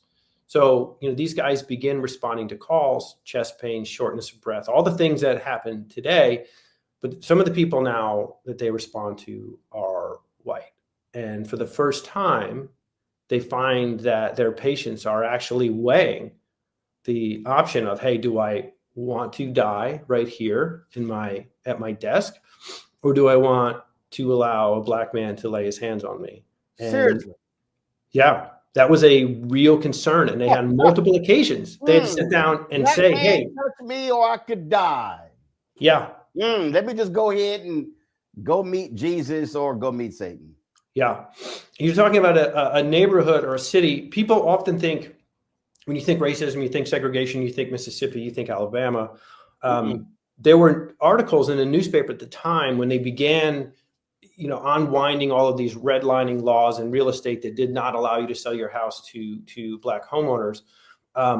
There were stories of white families who disliked their white neighbors and would intentionally sell their house to a black family just to spite their neighbors. So if you're going to sell a house, if you think it's so odious to live next door to a minority couple that you are going to sell your house to one to tick off your neighbors, imagine then that is the person who walks through the door to unbutton your wife's blouse to put electrodes on her chest.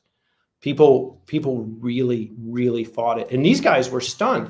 These were young men who were used to having to explain, why are you doing what you're doing? Why aren't you just racing to the hospital? Why are you here messing around with my brother? Shouldn't you be gone already? They were used to having to explain, hey, we are paramedics. We are actually delivering care right here. What they were not used to have to explaining was, why us? Why are we the ones doing it? And are you sure that you really have to touch me?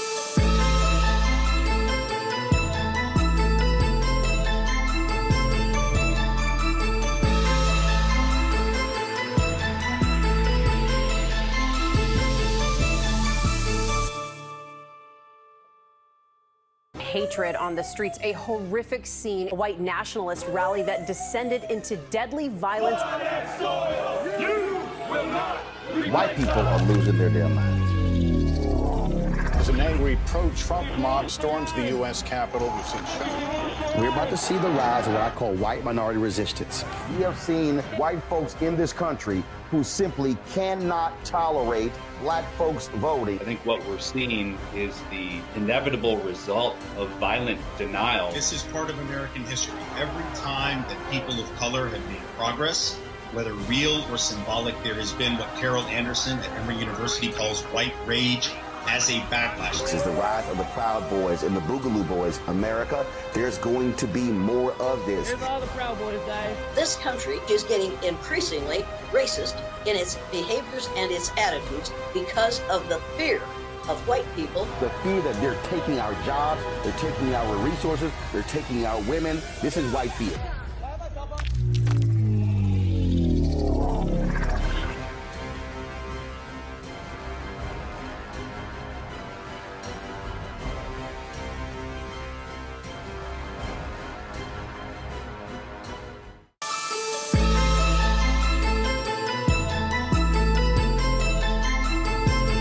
Look, we still have examples of racist white folks who go into hospitals, and if it's a black doctor, they'll request somebody else, or say, don't you dare touch me. And it's like, okay, fine, you go right ahead and die then.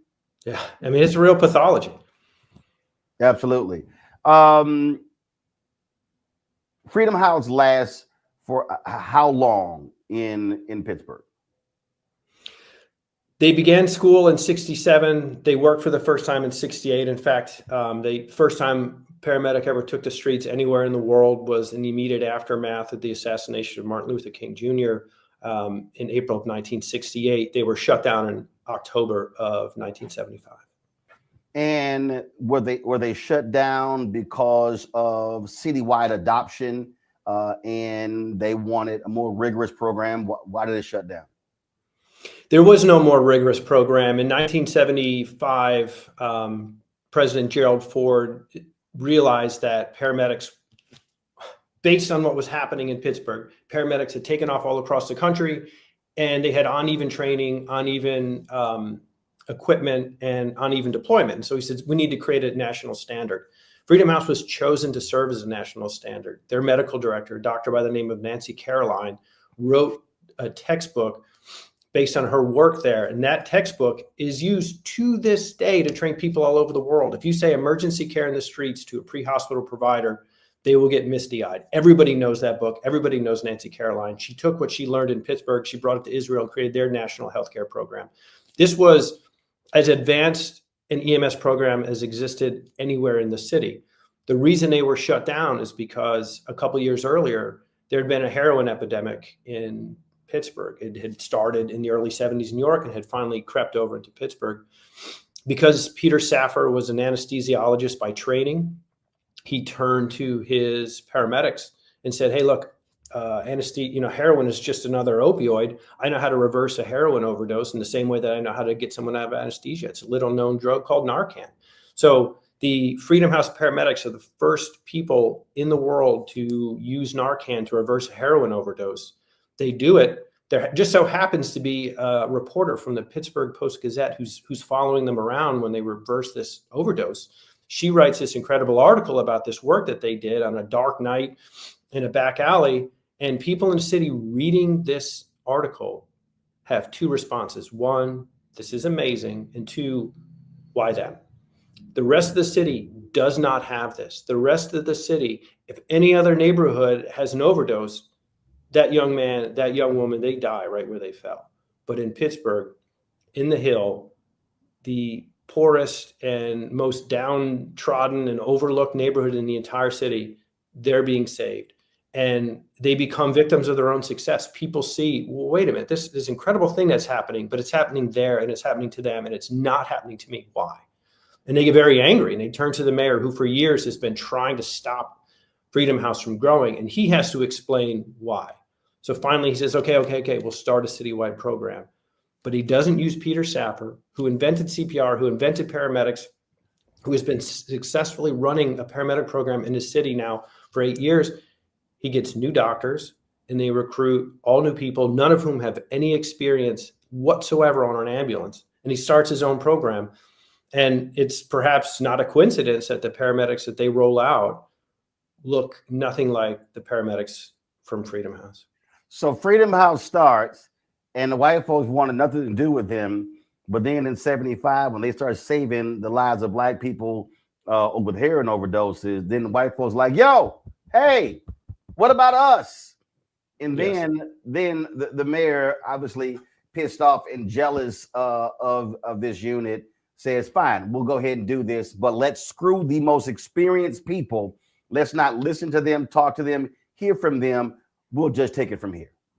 Yes, the people quite literally selected as the national standard by the President of the United States were not chosen to continue and expand EMS in their own city. So the what world's happened? first paramedics. So what happened to, were they all men? Were there any black women who were part of this? There were. So initially, I mean, they started in 1960. So, you know, there was certainly some chauvinism involved in the beginning. And women were hired as dispatchers, but several of the women were watching what was going on and saying, well hold on a second. I think I can do that. And one in particular by the name of Darnella Wilson was very young, and she's working as a dispatcher, and she sees what's happening. And one of the guys who ran the program by the name of Walt Brown, he just saw something in Darnella, and he said to her one night, if you're interested in what's going on, get your butt on an ambulance and I'll show you. And so he takes her out, and her mind is blown. And she immediately says, I want to do this. So she begins training. She would go on to become a lifelong paramedic, a lifelong nurse, but it started there. So there were, there were some women who were involved in the program. What happened to these men? Obviously, the city didn't bring them into their program. So what happened to them? So perhaps not surprisingly, the city's program immediately belly flops. They brought in doctors who didn't know what they were doing. They brought in brand new paramedics who didn't know what they were doing. They tried to expand it and they didn't have enough money. Nothing was ready. And so the program begins to fail. So they turned to Nancy Caroline, who again would write the textbook that the entire world would learn how to be a paramedic on. And they said, okay, look, we'll hire you. So they wanted to bring her over to the city. And she said, yeah, I will absolutely come to the city. You bring all of my people. So she wrote out this list of demands. And most of them, honestly, all of them were really simple demands. Hire my people who want to be hired, keep them in their current shifts, let them practice at their current level. And the sort of the one thing that they really wanted more than anything was the final item on the list was publicly recognize Freedom House for the service it's provided this city for the last 7 years. So, and I pulled it out of her papers in Harvard. You can see her letter to the mayor, and you can see the mayor's response. He reluctantly agrees to all of the demands except the last one, the only one that was free, which was a public recognition of the people who started it all. That is not on his list of things that he'll do. So the city hires as many of the Freedom House medics as want to go over. They're required to do that, but they're not required to keep them. So over the course of the next year, they essentially make life so miserable for them that the vast majority of the people who go over quit. Darnella Wilson was not even allowed to operate as a paramedic. They put her in the jail where she had to supervise prisoners. She had no experience with that whatsoever. She was very young. She was 18, 19 years old. It was a traumatic experience for her, but she was angry enough that she held on. Some of the medics who stayed remained with the city of Pittsburgh through their careers. One by the name of John Moon retired as the assistant chief, but before he left, he hired a woman by the name of Amara Gilchrist, who would go on to become the first female chief of Pittsburgh EMS and the first black chief of Pittsburgh EMS.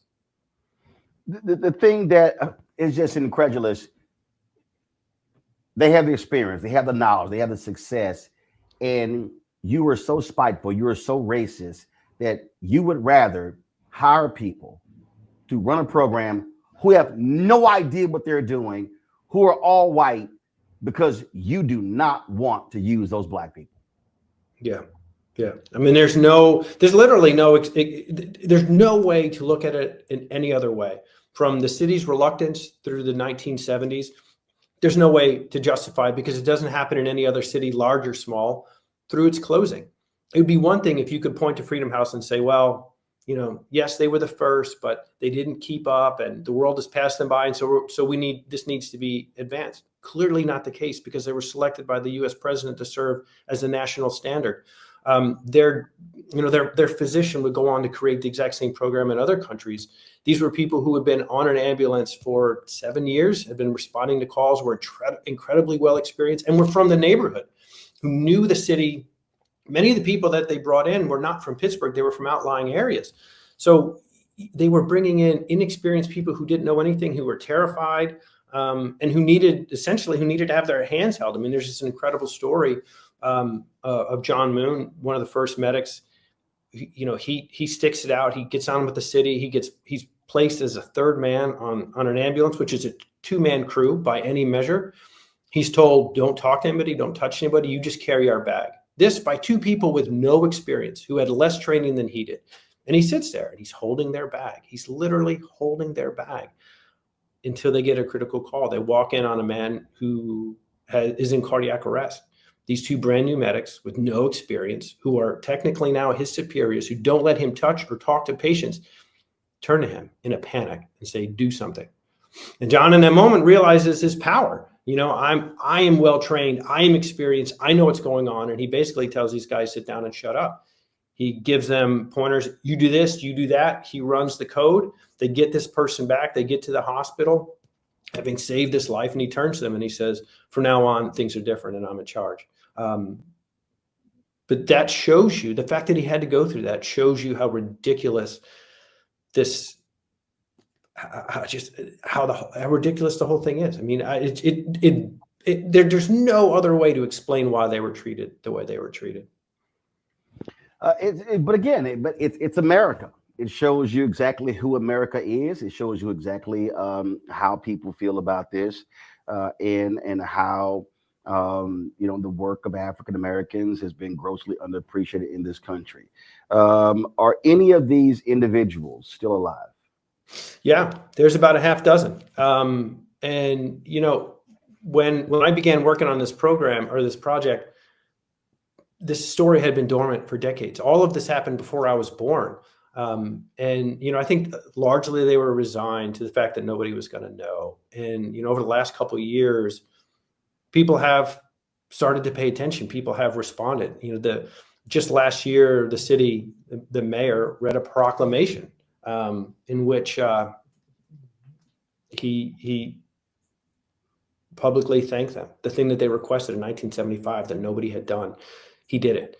They were several of them were invited to Congress for the State of the Union with President Biden.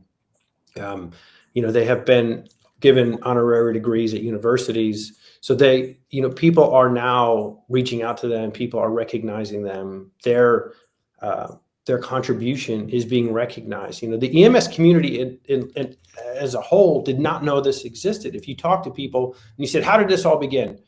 They would have said, well, in Los Angeles or in Miami and Seattle, there were all these different little programs that began. And there was this TV show called Emergency that everybody saw and loved. And it created a generation of kids who wanted to grow up to be paramedics. None of them knew this.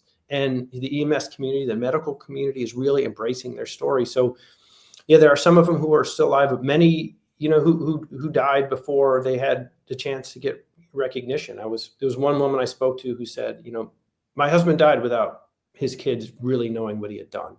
And it's tragic to hear somebody say that, and all you can do is say, well, I'll do everything I can to help carry the torch for you. Indeed. I got to ask this here. Have they gotten the recognition from Black organizations? Has the NAACP nationally ever recognized Freedom House and these brothers? Black medical organizations. I don't know specifically about that. I know that a lot of medical organizations have recognized them, but if has that happened? Has the NAACP done something? I don't know specifically that has happened. I think there are organizations locally in Pittsburgh that Hill House Foundation being one that has recognized them, but have they gotten their due on a national level? I don't think that's yet the case. Amazing. It's just amazing again to hear this story. These unsung heroes. Has Pittsburgh, forget what that mayor did, has the city ever corrected that error and acknowledged these? Is there a monument? Is there a statue? Is there a plaque? Anything in Pittsburgh? So the original Freedom House building has been saved because the Hill District is a historic area, and there's a plaque there. There's a plaque at Presbyterian University Hospital, which now has a different name, but it's now UPMC. At times there have been medallions placed on the ambulances, but as new ambulances came in, the medallions weren't always placed on the new ones. The new chief of EMS, as I said, she was an acolyte of John Moon. She has done as much as she can, and she's worked tirelessly to get this story out and to get it, so that it can be recognized. You mentioned Pitt earlier. Many of the physicians who are advisors and consultants on that show know the Freedom House people. They do what they can to help them out. They bring them to conferences. They have them speak to medical students. So the medical community in Pittsburgh, the Heinz Museum has set up there's a portion now in the medical part of the Heinz Museum that talks about Freedom House. So, the city is waking up to it. But, the first time I went there, I would talk to cab drivers or people in restaurants who say like, "Oh, what are you doing in town?" And I would explain it. And I would just get back blank stares. People hadn't heard of it, which I think was quite frustrating for everyone involved. But that is changing. Well, absolutely. It's just the fact that these young brothers stepped up to become America's first paramedics, set the standard for the rest of the nation. And the nation not recognize them and honor them, to me, is an absolute travesty. But you do with this book. I have to ask this question. I ask this of every book author. What was your wow moment? What was your wow moment as you were researching, as you were interviewing, where there's something someone said or you discovered that caused you to go, wow, this is crazy? I mean, there are so many moments like that. There's a guy by the name of, I keep mentioning John Moon. He's believed to be the first person to intubate somebody outside of the hospital. And, he had just been trained how to do it. And he gets told by his medical director, go ahead and do this. They get it. He does it. He's terrified. Intubating someone is a very difficult thing to do. But he's able to calm his nerves. He gets him to the hospital. He arrives. When you arrive at a hospital with a cardiac arrest, it is totally chaotic. There are doctors, there are nurses, there are techs, there are people who are trying to gain insurance information. There's all kinds of, it's noise, it's hectic. There's life on the line. There's CPR that's happening. You're trying to change hands. There's the beeping and there's the yelling of orders and medicine being given. It's very, very chaotic. So they come in, they enter into this world, which, immediately all this noise and chaos starts up. And the doctor who's standing there just points a finger across the room and goes, "What is that?" And everybody freezes. And what he's pointing at is this ET tube that is sticking out of the patient's mouth. And John's partner, George McCary, is sitting there squeezing the ventilation bag, breathing for this person. And the doctor says, "What is that?" And the room suddenly gets incredibly quiet. And John says, "That's an ET tube." And the doctor says, "Who told you to intubate him?" Or who intubated that person? And he said, "I did." And the doctor says, "And who are you?" And in this great moment, John could have been angry. He could have been cowed. He could have been anything. But in this great moment, he sort of stands up and he goes, "My name's John Moon, and I'm a Freedom House paramedic." And that is one of those mic drop moments that just you don't get a chance to do or to see very often. That was this incredible, like, you've got to be kidding me. But there's a litany of things that these guys did first that the rest of the world immediately took onto, whether it's the design of the ambulance, what's inside the ambulance, how a paramedic is trained, the use of Narcan, the fact that the president names them the national standard months before the mayor shuts them down, the fact that Israel's EMS program is designed after them, programs all over the world are designed after them. It is incredible what these guys did in just 7 years. And they were largely a bunch of young kids, high school graduates, fathers, sons, friends, guys who didn't even realize at the time what they were doing in terms of how much they were changing the world. But they were. Every day when they showed up, they were notching a new first. And to see all the things they went through, how poorly they were treated, and the grace with which they did it, every time it blows my mind. That is incredible. I always love the scene from the Cotton Club where this racist guy is jamming up Lawrence Fishburne, who's backstage talking to one of the dancers. And then Fishburne turns to him and says, "Who are you and what are you doing talking to me?" I always love that quote. And just when you were describing that, that's what it reminds me. Who are you? And basically, I don't need to explain to you who I am. Here's my name. Here's who I'm with. And most importantly, I'm saving this man's life.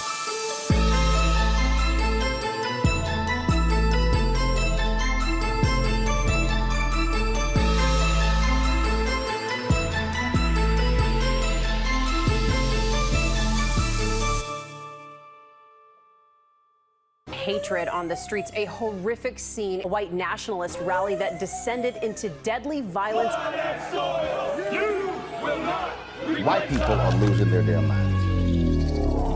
As an angry pro-Trump mob storms the U.S. Capitol, we've seen We're about to see the rise of what I call white minority resistance.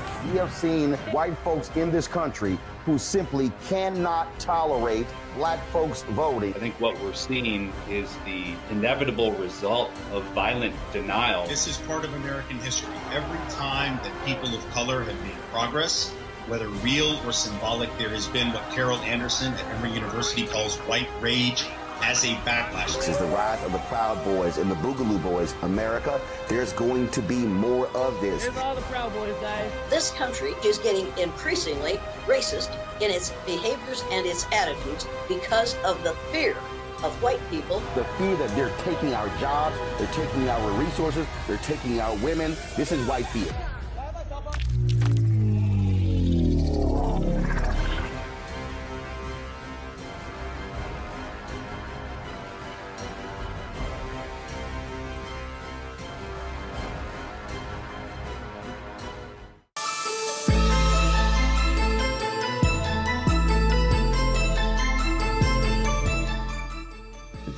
Were there any, you mentioned Narcan, were there any other breakthroughs or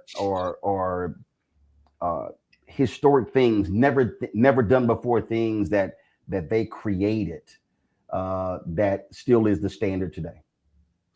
Oh yeah. So if you get into the back of an ambulance, the way that the stretcher is laid out, there's a seat directly behind the patient's head, and immediately to the right of the seat is a suction unit. That is so that a paramedic can manipulate and have access to the patient's airway, which is something that was important to Saffer. And so he brings that in and tests it out with the paramedics and learns, oh, okay, these guys can do this. They can intubate. They can manage an airway. That becomes natural. If you walk into any ambulance now, that's exactly the way it looks. And the way that the training went, because Saffer was a physician, he looked at it as a truncated version of medical school. And he said, what we're going to do is you're going to get all the book learning, and then I'm going to take you out into the world. You're going to go to the ER, the OR, the ICU. You're going to go to the morgue. And then you're going to ride in other ambulances just so you can get an idea of what this stuff that you've learned looks like in practice. That's done in every paramedic program around the world today. The idea of a medical director, Safra begins this program and it hits him immediately. Medicine changes every day. You need somebody involved. You need a physician there to have the guys come back in from a call and say, hey, this worked, or this did not work, or, I think this other thing might actually work if we change what we're doing and try this instead. And so you need a physician to kind of bounce those ideas around and turn those into law. Nobody was doing that until Freedom House. And so everything there's nothing that they touch from the radio dispatch on down. There's nothing that they touch that doesn't become national standard. Absolutely unbelievable. A fascinating story. The book is American Sirens, the incredible story of the Black men who became America's first paramedics. Kevin Hazard, outstanding.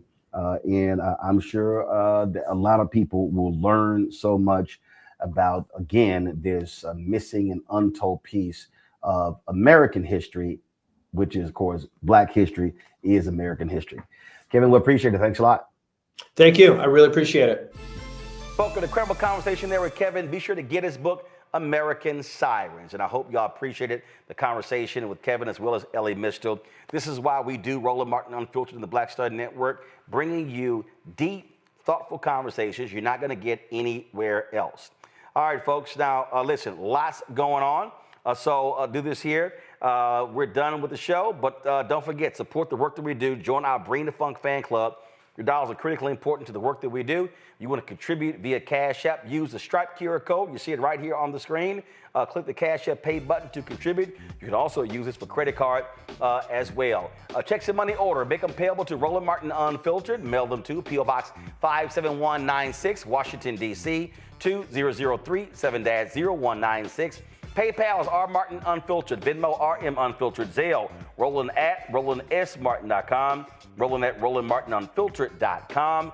Download the Black Star Network app, Apple phone, Android phone, Apple TV, Android TV, Roku, Amazon Fire TV, Xbox One, Samsung Smart TV. Also, of course, be sure to get a copy of my book, White Fear, How the Browning of America is Making White Folks Lose Their Minds, available at bookstores nationwide. Get the audio version I read on Audible. Also, if you want to get our Roland Martin Unfiltered Black Star Network swag, go to shopblackstarnetwork.com. T-shirts, hoodies, mugs, and more. Get our Don't Blame Me, I Voted for the Black Woman shirt, as well as FAFO Project 2025. Get that shirt as well. And, of course, folks, listen, tomorrow I'm going to be in Chicago at the Black Women's Expo. I'm going to be moderating a panel at noon. So if you're in Chicago, come to McCormick Place. Look forward to a fantastic conversation, and I can't wait to return to the Windy City. And don't forget, folks, if y'all want to support our Black-owned businesses and various products, go to shopblackstarnetwork.com. Lots of different products that you can get there. Again, toilet paper, puzzles, all sorts of stuff. And again, support our Black-owned businesses, shopblackstarnetwork.com. And don't forget, download the app Fanbase if you want to also invest. Get more information at startengine.com/fanbase. Folks, that's it. I hope y'all have a fantastic show. I'll see y'all Monday right here. Roland Martin Unfiltered on the Black Star Network.